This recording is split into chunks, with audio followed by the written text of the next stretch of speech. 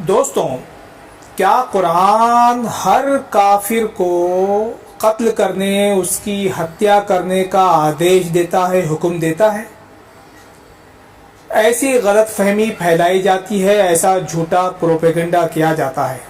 तो इस सवाल का जवाब है नो, नहीं, नेवर। कुरान किसी निर्दोष काफिर या गैर मुस्लिम को मारने का आदेश बिल्कुल भी नहीं देता।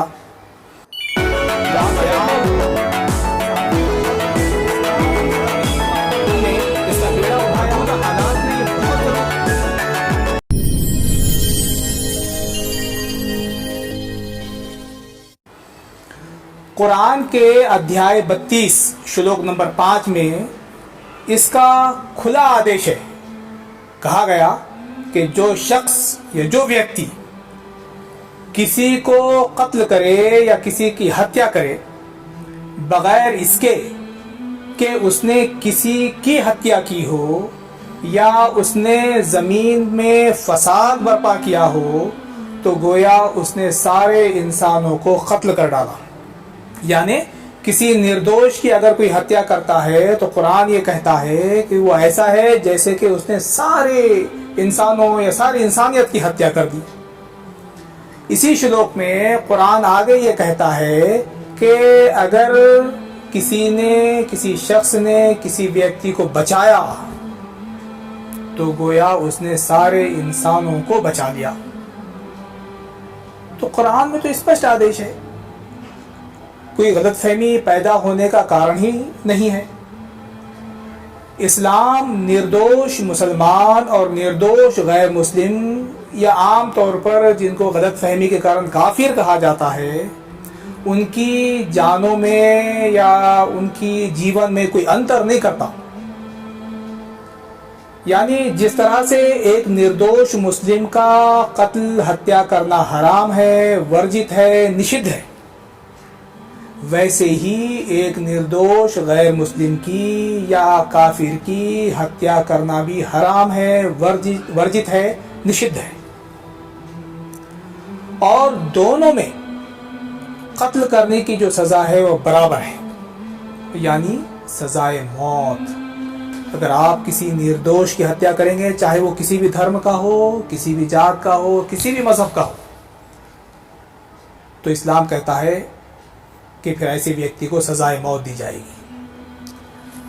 कुरान की जिन आयात में, जिन श्लोक में कत्ल करने का जिक्र है, वो या तो जंग के मैदान के संबंध में है, युद्ध का मैदान, उसमें हत्या करने की बात कही गई है, या फिर किसी जघन्य अपराध की सज़ा के रूप में उन आयात में ये बताया गया है कि फिर ऐसे जघन्य अपराध अगर कोई करता है तो उसकी सज़ा ये जो है मौत की सज़ा उसको दी जाएगी, उसको कत्ल किया जाएगा। तो ऐसे लोग जो समाज में फसाद पैदा करते हैं, जो समाज के दुश्मन हैं और जो समाज में अशांति निर्माण करना चाहते हैं, जिनका जीवन, लोगों का जीवन जो है, जो लोग दुश्वार कर देते हैं, ऐसे लोगों को हुकूमत सज़ा देगी, उनका कत्ल करेगी। तो किसी निर्दोष की हत्या करने का जो प्रोपेगेंडा है वो बहुत ही गलत है, झूठा प्रोपेगेंडा है। देखिए, कुरान की जो सूरा नंबर 2 है और उसके आयत नंबर 191 का हवाला देकर अक्सर ये कहा जाता है कि इसमें लिखा है कि जहाँ तुम बहुसंख्यक हो जाओ वहाँ गैर मुस्लिमों की हत्या करो। बिल्कुल झूठ है। ऐसा इस आयत में तो क्या, पूरे कुरान में कहीं भी नहीं लिखा है कि जहाँ तुम बहुसंख्यक हो जाओ वहाँ पर तुम जो है दूसरों की हत्या करना शुरू कर दो या दूसरे का नुकसान करना शुरू कर दो। ये कहीं भी नहीं लिखा है। असल में लोग झूठा प्रोपेगेंडा करके नफरत फैलाने का काम करते हैं। झूठा जो प्रोपेगेंडा कर रहे हैं, जो नफरत फैलाने वाले लोग हैं, उनको चैलेंज है कि वो सूरा नंबर 2 श्लोक नंबर 191, तो क्या पूरे कुरान में कोई आयत बता दें, कोई आयत का एक टुकड़ा बता दें श्लोक का, जिसमें ऐसी बात लिखी गई हो कि जहाँ तुम बहुसंख्य हो जाओ वहाँ पर तुम लोगों को मारो, काटो, नुकसान पहुँचाओ। हमें पूरा विश्वास है कि ये नफ़रत फैलाने वाले लोग कुरान की कोई ऐसी आयत प्रस्तुत नहीं कर सकते। तो हम उनसे निवेदन करेंगे कि भाई साहब, ज़रा झूठ फैलाकर, इस तरह की गलत फहमियाँ फैलाकर नफ़रत पैदा करने का कारोबार बंद कीजिए। लोगों को ज़रा सुकून से, अमन से, शांति से रहने दीजिए। अब हम बात करते हैं कुरान के उस श्लोक की जिसका भी जिक्र किया गया है, अध्याय नंबर 2 श्लोक नंबर 191 के बारे में। तो इसका संदर्भ क्या है, उसमें क्या लिखा है? ये सिर्फ उसकी पहले की आयत, यानी जो आयत नंबर श्लोक नंबर 2 है, उससे पहले की आयत पढ़ लेने से स्पष्ट हो जाता है, मगर हम कुरान पढ़ते ही नहीं है। जो श्लोक प्रस्तुत किया जा रहा है उसके आगे क्या लिखा हुआ है, उसके बाद में क्या लिखा हुआ है, हम जानने का प्रयत्न नहीं करते हैं, इसलिए गलतफहमी पैदा होती है। कहा गया उस श्लोक में, और अल्लाह के मार्ग में उन लोगों से लड़ो जो तुमसे लड़े, किंतु ज्यादती ना करो, निसंदेह अल्लाह ज्यादती करने वालों को पसंद नहीं करता। स्पष्ट है कुरान का आदेश। कुरान के इस आयत नंबर श्लोक नंबर 190 में स्पष्ट आदेश है, यानी ये स्पष्ट है कि यहाँ युद्ध के हालात में, युद्ध की स्थिति के बारे में वर्णन किया जा रहा है, उसके बारे में जिक्र हो रहा है कि इसमें कहा गया कि मुसलमानों को उस काल में ये आदेश दिया जा रहा है कि जो तुमसे लड़ रहे हैं, जो तुम पर अत्याचार कर रहे हैं, जो तुम पर जुल्म कर रहे हैं, अब तुमको अनुमति दी जाती है कि तुम मुकाबला करो उनका, तुम भी उनसे लड़ो। और युद्ध का मैदान अगर समक्ष आ जाए तो फिर कत्ल करो। जाहिर बात है कि युद्ध में दुश्मनों का कत्ल ही किया जाएगा, हत्या ही की जाएगी। लेकिन अल्लाह की रहमत देखिए, अल्लाह कितना कृपालु और दयालु है कि इसमें यह भी स्पष्ट कर दिया गया कि जो तुमसे लड़े उन्हीं से लड़ने की अनुमति है, इसके अलावा किसी और से लड़ने की अनुमति नहीं है, किसी और के साथ ज्यादती करने की अनुमति नहीं है। किसी निर्दोष का तो सवाल ही पैदा नहीं होता। युद्ध में जो तुमसे लड़ेंगे तो उसे तो आप लोगों को लड़ना ही पड़ेगा, लेकिन जो तुमसे लड़ रहे हैं उनके अलावा किसी और के साथ अत्याचार करना, ज्यादती करना, इस्लाम ने, कुरान ने इससे मना किया है। दरअसल जब नबी करीम सल्लल्लाहु अलैहि वसल्लम, हज़रत मोहम्मद सल्लल्लाहु अलैहि वसल्लम मक्का में लोगों को अल्लाह की तरफ बुलाने लगे, तो मक्का के सारे लोग जिनकी कुर्सियां खतरे में थीं वो आपके दुश्मन बन गए। बड़े बड़े सरदार, दुष्कर्मी, अत्याचारी, ये दुश्मन बन गए पैगंबर मोहम्मद सल्लल्लाहु अलैहि वसल्लम के। जो कोई भी इस्लाम स्वीकार करता उसको तरह तरह की तकलीफ दी जाती थी, यातनाएं दी जाती थी, उन पर इतने भयानक अत्याचार किए गए कि उसको सुनकर रोंगटे खड़े हो जाते हैं।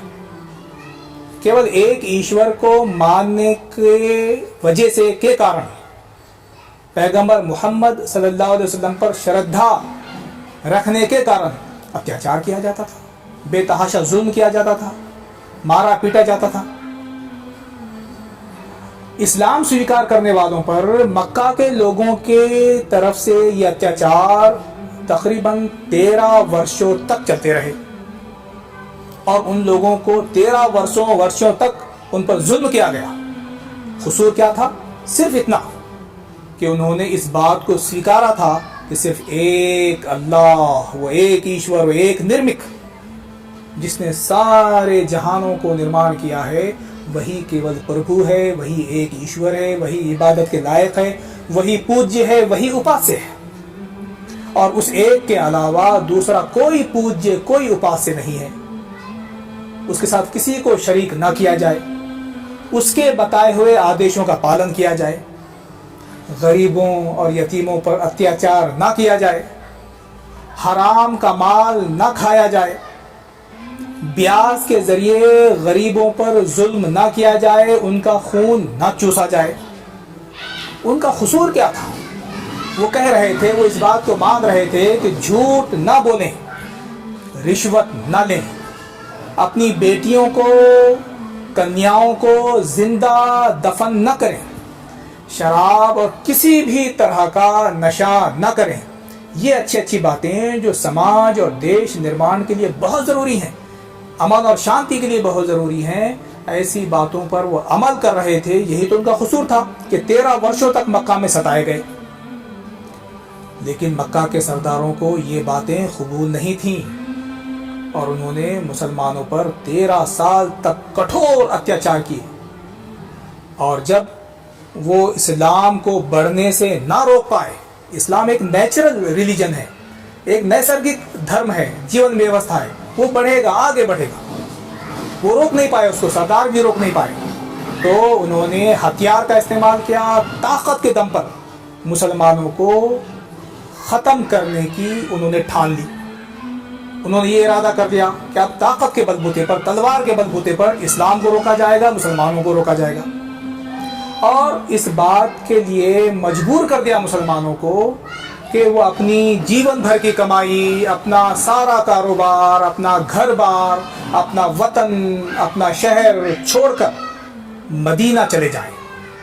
मदीना की तरफ हिजरत करना पड़ा उनको, अपना देश छोड़ना पड़ा, अपना इलाका छोड़ना पड़ा, अपना जो है शहर छोड़ना पड़ा मुसलमानों को।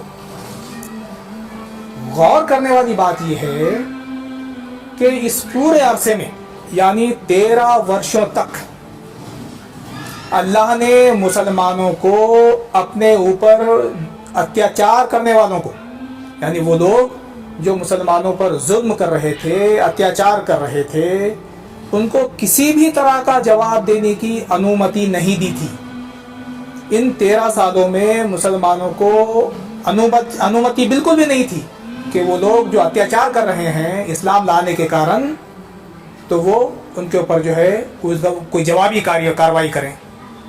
यहाँ तक कि अपने सेल्फ डिफेंस में भी हाथ उठाने की अनुमति नहीं दी गई थी। कहा गया था कि अभी अपने हाथों को रोके रखो।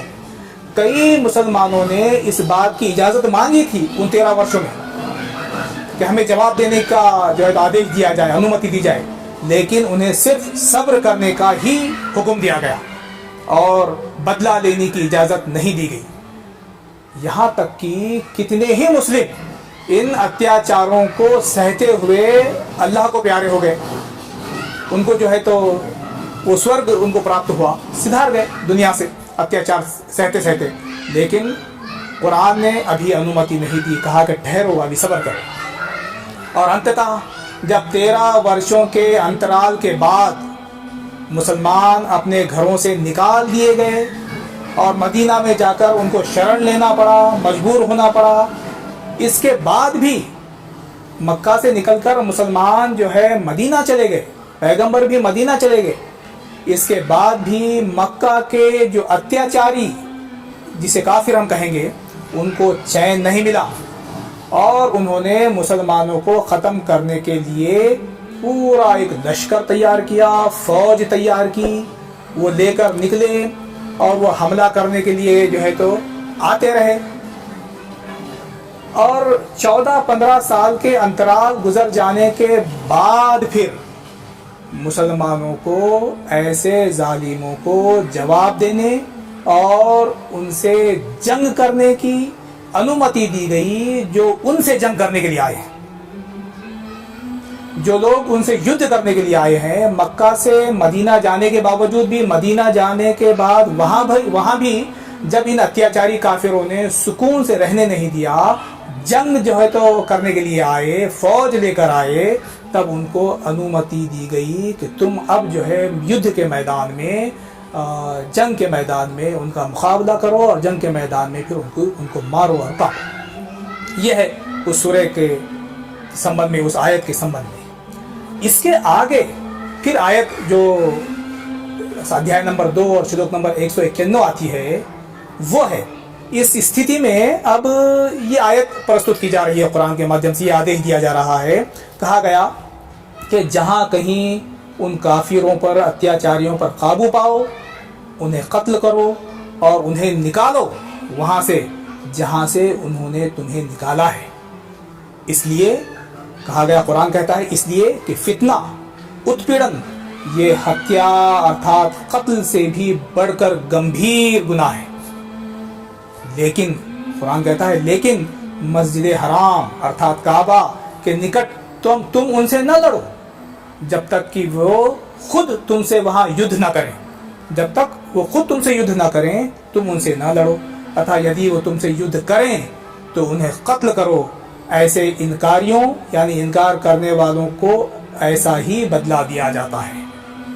तो ये है पूरी आयत, पूरी श्लोक। ये मैंने अध्याय नंबर 2 और श्लोक नंबर 191 का स्पष्टीकरण आपके सामने रखा।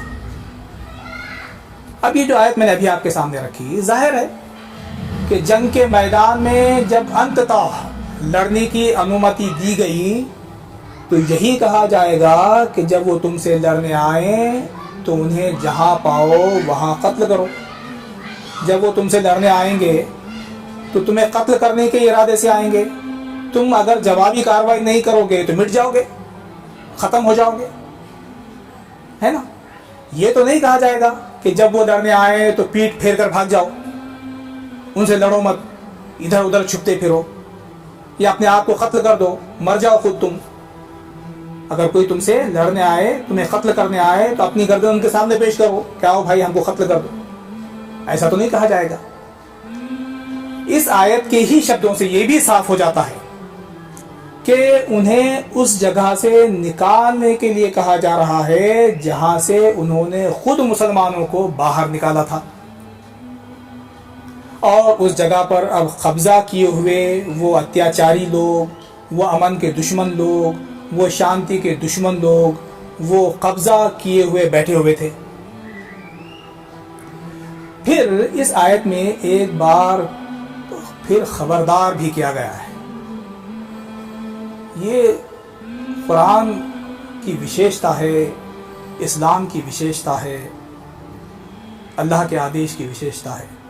कहा गया, खबरदार किया गया कि तुम सिर्फ उन्हीं से लड़ो जो तुमसे लड़ रहे हैं। जब तक वो तुमसे लड़ेंगे तब तक उनसे लड़ो। किसी निर्दोष की हत्या मत करो। अतः इस आयत का संदर्भ स्पष्ट हुआ। यह भी मालूम चला कि इस श्लोक का हवाला देकर जो बताया गया था वो झूठ था, और ये भी मालूम हुआ कि कुरान में जो लड़ने की या हत्या करने की जो आयतें हैं, जो श्लोक हैं, वो केवल और केवल उन लोगों के विरुद्ध हैं जो अत्याचार करते हैं, जो जालिम हैं, जो अत्याचारी हैं, उन्हीं के विरुद्ध है। जो ऐसे अत्याचारी हैं जिन्होंने समाज में लोगों का जीना दुश्वार कर दिया है, जुल्म करते हैं लोगों पर, सुकून से रहने नहीं देते। तो ये आम हालात, आम लोगों के बारे में ये आयत नहीं है। इसको हमको समझने का प्रयत्न करना चाहिए। अब नफरत फैलाने वाले हमारे देश में, हमारे समाज में इस आयत को लेकर गलत प्रोपेगेंडा करते हैं, तोड़ मरोड़ कर पेश करते हैं। आम हमारे हिंदू भाइयों को, आम समाज के लोगों को इस श्लोक से पहले क्या कहा गया, इस श्लोक के बाद क्या कहा गया कुरान मजीद के अंदर पता नहीं होता। किस संदर्भ में और किन हालात में कुरान ने ये आदेश दिया है उनको पता नहीं होता। और ये नफरत फैलाने वाले गलत फहमियाँ पैदा करते हैं, गैर समझ निर्माण करते हैं, आयात के, कुरान के श्लोकों के अधूरे अधूरे बिना संदर्भ के टुकड़े लोगों के सामने प्रस्तुत करके। तो बहरहाल हमको समझना चाहिए, हमने गौर करना चाहिए इस पर। हमारी विनती यही रहेगी सभी लोगों से, सभी देशवासियों से, कि वो कुरान खुद पढ़ें, झूठा प्रोपेगेंडा करने वालों का शिकार न हों। कुरान आपकी अपनी भाषा में आज उपलब्ध है, उसको पढ़िए, अपनी गलत फहमियों को दूर कीजिए, नफरत पैदा करने वालों का शिकार मत होइए, आपसी प्रेम, सद्भावना, भाईचारा को बाकी रखिए। कुरान के संबंध में जो गैर समझ निर्माण किया जाता है, उसका कारण ही ये है कि वो लोग चाहते हैं हम आपस में लड़ें। गलत फहमियाँ, गैर समझ, ये जो है द्वेष पैदा करता है, दूरियां पैदा करता है। एक दूसरे के साथ मिलकर बैठें, कुरान को पढ़ें, इस्लाम का अध्ययन करें, मुसलमान विद्वानों से मुलाकात करें, सच जानने का प्रयत्न करें। हम उम्मीद करते हैं कि आप हमारी बातों पर ज़रूर गौर करेंगे। बहुत बहुत शुक्रिया।